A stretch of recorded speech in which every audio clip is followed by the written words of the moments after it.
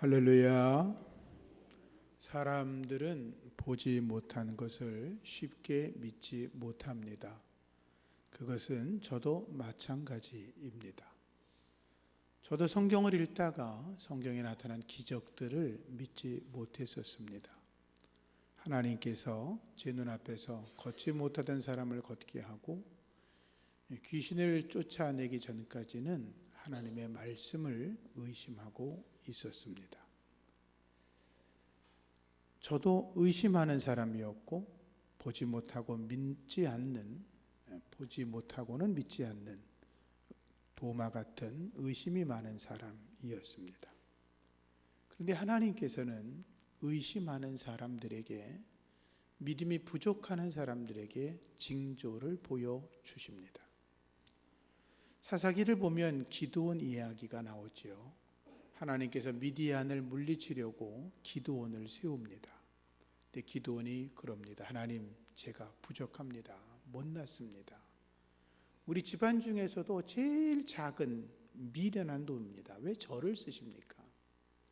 하나님이 걱정하지 마. 내가 너와 함께하고 미디안을 물리칠 거야. 근데 하나님의 음성을 듣고도 기드온이 믿지를 못합니다. 하나님, 그럼 징조를 보여주세요. 그래, 말해봐라. 하나님, 여기 양털이 있지 않습니까? 이 양털에만 내일 새벽에 이슬이 다 내리고 다른 데는 이슬이 안 내리게 해주세요. 그러마 하나님이 그렇게 하셨죠. 근데 그렇게 되고 나니까 기드온이 또 의심했던 것 같아요. 양털에만 물이 있는 건 누가 갖다 부을 수도 있으니까 하나님, 죄송한데요, 한 번 더 라고 하면서 이번에는 양털은 바짝 마르고 온 천지에 이슬이 내리게 해주세요. 하나님이 그렇게 하지라고 하셨어요. 그 징조를 보고 기드온이 하나님을 100% 신뢰합니다. 그리고 미디안과 싸워서 300용사를 데리고 나가 싸워 승리하는 기적의 이야기가 있지요. 믿음의 사람이기를 축복합니다. 예수님께서 도마에게 보지 못하고 믿는 자가 더 복이 있다라고 말씀하셨어요. 그런데 보이지 않기 때문에 믿을 수가 없다면, 하나님, 저는 믿음이 부족해서 보지 않고는 믿을 수가 없어요. 그러니 우리에게 징조를 보여주세요. 그럼 제가 믿을게요 라고라도 기도하셔서 하나님의 징조를 보고 믿음의 자리에 설 수 있기를 축복합니다. 그런데 오늘 성경의 이야기는 뭐냐 하면, 하나님께서 이사야 선지자를 통해서 아하스라는 왕에게 징조를 구하라. 그러면 하나님이 징조를 보여주실 거다라고 말씀하셨는데도 아하스는 말합니다. 나는 징조를 구하지 않겠습니다. 나는 하나님을 시험하지 않겠습니다 라고 말합니다. 언뜻 보면 아하스가 믿음이 좋아서 나는 징조를 보지 않아도 하나님을 믿을 수 있어, 내가 하나님을 시험하면 죄지, 이렇게 말하는 것 같지만 사실은 그와 정반대였습니다. 나는 하나님의 일에 대해서 관심이 없다라고 하는 말이었던 것입니다. 아하스 왕이 남왕국을 다스리고 있을 때 북왕국에는 북쪽 이스라엘은 베가라는 왕이 다스리고 있었습니다. 그리고 그 시기에 아수르라고 하는 거대한 제국이 아주 크게 세워지고 있었습니다. 그래서 북왕국 이스라엘과 아람이라고 하는 나라는 아수르와 대적하는 반아수르 정책을 썼는데, 이 남왕국 유다의 아하스 왕은 아수르 세력이 워낙 크니까 친아수르 정책을 펴면서 아수르와 이렇게 교류를 갖게 되었습니다.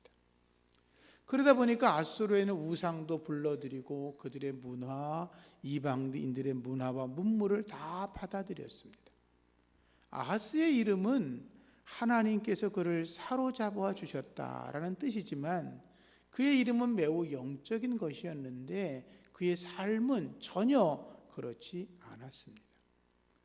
역대하 28장에 보면 아하스 왕이 행했던 기록이 쭉 나와 있는데 그는 그 조상 다윗의 길로 행하지 않았다. 하나님 보시기에 정직하지 않았다. 이스라엘 왕들의 길을 따라 바알 우상을 섬겼다. 바알에게 분향하고 제사했다. 더 무서운 죄는 자기 자녀들을 불에 태워서 우상 앞에 제물로 드렸다 라고 기록하고 있습니다. 얼마나 악하면, 얼마나 우상 앞에 두려웠으면 자기 자식을 잡아가지고 그 우상 앞에 태워서 드릴 수가 있습니까?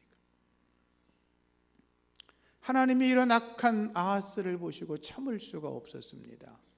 아람과의 전쟁에서 패하게 하셨고 수많은 사람이 다메섹으로 끌려가게 되었습니다. 이스라엘 왕 베가가 공격해 들어옵니다. 하루아침에 하루 만에 12만 명이 전사했다고 기록되어 있습니다. 20만 명을 잡아서 사마리아로 끌고 갔습니다. 그것도 부족해서 에브라임의 용사 시그리가 왕의 아들을 칼로 쳐 죽였고, 그리고 블레셋과 에돔 족속이 유다를 침공하는 일이 벌어졌습니다. 아하스 왕이 아주 겁에 질렸죠. 사면 초가에 빠졌죠. 어느 누구도 자기를 도울 수가 없죠. 그러면 믿음이 있는 자 같으면 하나님 앞에 엎드려 기도할 터인데 그는 기도하지 않고 아수르 왕에게 도움을 청합니다. 사신을 보내서 우리가 이러한 처지에 빠졌으니 우리를 도와달라고 요구를 하는데, 아수르 왕은 오히려 유다가 약해졌다는 걸 알고 공격해 들어옵니다. 나라가 지리멸렬되었습니다. 아하스 왕이 살아남으려고 왕궁에 있는 보물, 성전에 있는 보물, 방백들이 갖고 있던 모든 보물을 가져다가 바치지만 문제는 해결되지 않았습니다.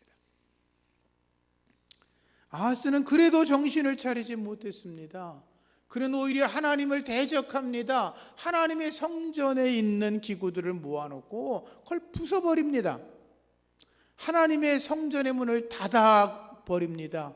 예루살렘 구석구석마다 우상을 세워 우상을 예배하게 합니다. 하나님을 진노하게 하였고 용서받을 수 없는 일을 한 거죠. 아하스는 정치적인 감각도 없었고 하나님을 향한 영적인 은혜도 없었고 하나님을 대적하여 오히려 우상을 받들어 섬겼고, 그리고 하나님의 선지자 이사야의 말도 듣지 않았습니다. 하나님의 선지자 이사야는 아하스 왕에게 말한 겁니다. 당신의 형편이 지금 다 무너졌습니다. 그러니 하나님에게 징조를 구하라고 하나님께서 말씀하시니 하나님께 징조를 구하고 이 어려운 상황 속에서 벗어나라고 이야기를 한 겁니다. 그런데 아하스 왕은 나 하나님 몰라 라고 한 겁니다. 자기 백성이 하나님을 섬겼는데 자기 주변 나라인 아람 나라가 자기보다 더 강했습니다. 자기는 하나님을 섬겼는데 아수르라고 하는 나라는 더더욱 강했습니다. 그래 자기는 생각한 거죠. 왕이 하나님 믿어봐야 별 볼 일 없어. 아람 나라의 신이 더 강해. 아수르의 신은 더 세 라고 생각을 하고 우상을 섬기며 그 일에 열을 올렸던 것입니다. 살아계신 하나님을 무시했던 아하스는 하나님에게 버림을 받게 되죠. 그런데 말씀에 보면 이사야 선지자가 이렇게 말하죠. 그러므로 주께서 친히 징조를 너희에게 주시리라. 보라, 처녀가 잉태하여 아들을 낳을 것이요 그의 이름을 임마누엘이라 하리라. 하나님이 친히 징조를 보여주셨는데 그것은 임마누엘이신 구세주 예수 그리스도가 너희 앞에 나올 것이라고 하는 예언의 말씀이었죠. 예언의 말씀대로 730년 후에 예수 그리스도가 성육신하여 이 땅에 오셨습니다. 동정녀 마리아의 몸을 빌어 오셨습니다. 마리아는 처녀였습니다. 요셉과 정혼한 뒤에 율법을 따라 자신의 몸과 마음과 영을 정결하게 하며 살아가고 있었습니다. 어느 날 천사 가브리엘이 나타나 말합니다. 하나님에게 은혜 받은 아이야, 보라, 내가 잉태하여 아들을 낳을 건데 그 이름을 임마누엘이라고 해라. 마리아가 당황해서 말합니다. 저는 남자를 알지 못합니다. 저는 처녀인데요. 어떻게 제가 아이를 낳을 수가 있단 말입니까? 천사가 말합니다. 성령이 너를 덮으실 거다.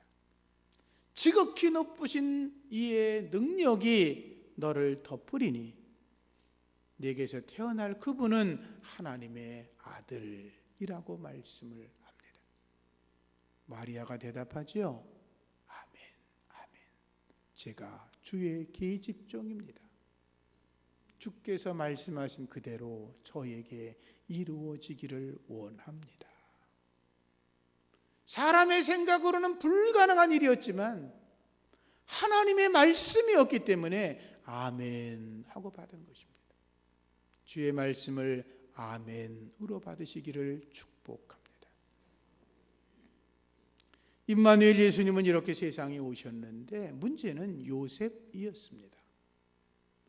요셉이 보니 자기랑 정혼한 여자가 배가 불러오는데 이해가 안 되는 거예요. 마리아가 얘기했겠죠. 내가 이렇게 천사 가브리엘의 음성을 듣고 그때부터 내 몸에 변화가 일어났다고, 내 몸에서 태어날 그분은 메시아고 그리스도고 하나님의 아들이고 임마누엘 예수님이라고 이야기를 했지만 요셉은 믿을 수가 없었습니다.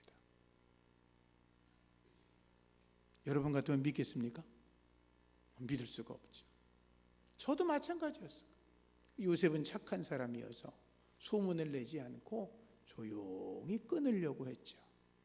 근데 실망과 분노와 배반감에 사로잡힌 요셉에게 천사가 나타납니다. 다윗의 자손 요셉아, 너는 내 아내 마리아 데려오기를 무서워하지 마라. 마리아에게 잉태된 자는 성령으로 된 것이라 라고 말합니다. 요셉이 꿈속에서 환상을 보고 깜짝 놀랍니다. 그리고 마리아가 잉태된 것은 부정한 방법이 아니라 하나님의 성령께서 친히 역사했다는 걸 깨닫게 됩니다. 그리고 순종합니다. 마리아를 데려와 결혼합니다. 이럴 수 있죠. 요셉이 꿈속에서 본 걸 내가 어떻게 믿어? 꿈인데. 나는 여전히 믿을 수가 없어 라고 말할 수 있었어요. 그러나 그는 꿈속에서였지만 천사의 음성을 듣고 아멘 하였어요. 하나님이 보이신 징조, 그것은 자기의 생명을 살리는 거라고 믿었던 거죠. 주의 음성에 아멘 하시기를 축복합니다. 임마누엘, 하나님이 우리와 함께 계시다, 그 말이죠.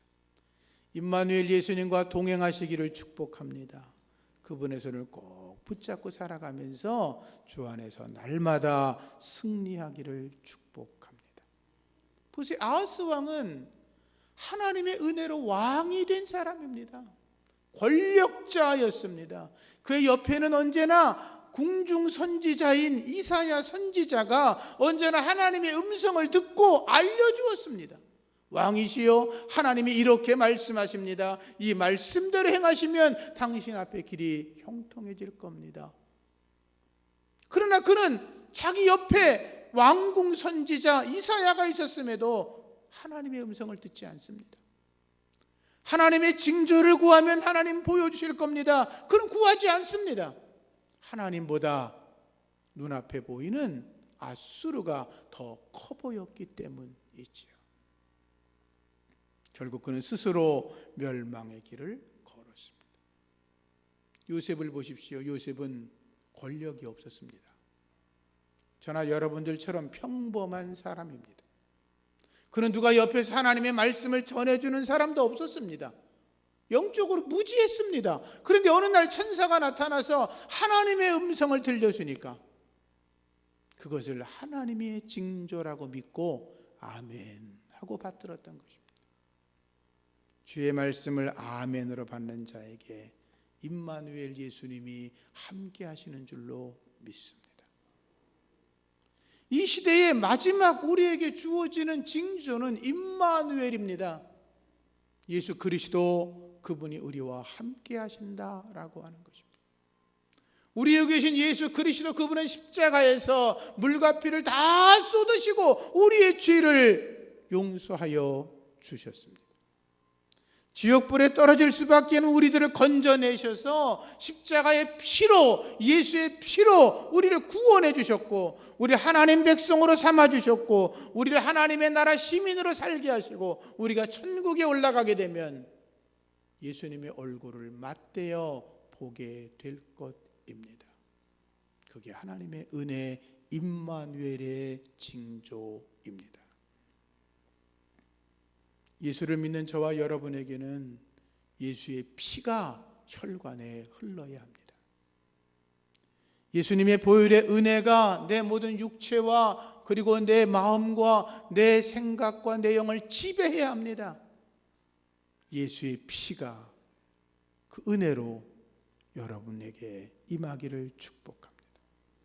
고백해야 합니다. 주 예수보다 더 귀한 것이 없다고. 내가 예수 믿고 구원받은 것이 나의 간증이고 나의 은혜라고 고백할 수 있어야 합니다. 임마누엘 예수와 함께 하시기를 축복합니다. 이제 한 달 정도 있으면 성탄절이 다가옵니다. 연말이 되면 모든 사람들이 다 분주합니다. 한 해를 정리하려고, 또 연말이 되면 이런저런 복잡하다는 일들로 마음이 막 흔들리고 복잡해지죠. 그러나 우리는 임마누엘 되시는 예수님을 마음속에 묵상하며 그분을 영접할 수 있기를 축복합니다. 교회력으로 하면 다음 주부터가 대림절 또는 대강절이라 그래요. 예수님을 기다린다, 그런 말이죠. 이미 오신 예수님을 우리가 영접하고 다시 오실 예수님을 기대하고 성령을 모셔드려 그분의 뜻 가운데 살아가는 절기를 대강절이라고 하는데, 한 달 동안 예수님을 깊이 묵상하셔서 그분과 교제하시고 그분을 만날 수 있기를 축복합니다. 그런데 아직도 나는 교회를 나오지만 예수가 믿어지지 않고 성경 말씀이 믿어지지 않고 도저히 나는 해결이 안 돼라고 하는 분이 계시면, 이 기간 동안 주님 앞에 하나님, 내게 징조를 보여주셔서 나로 하여금 예수 믿게 하여 주시옵소서라고 기도하셔서 우리에게 생명을 주신 예수님 만나시기를 주의 이름으로 축복합니다. 하나님 감사합니다. 우리를 구원하기 위해 오신 주님, 임마누엘의 주님, 오늘 우리가 주님을 영접하게 하시고 우리 인생 속에서 주님을 깊이 체험할 수 있도록 우리를 만나 주시고 징조를 보여 주시옵소서. 예수님 이름으로 기도합니다. 아멘. 찬송가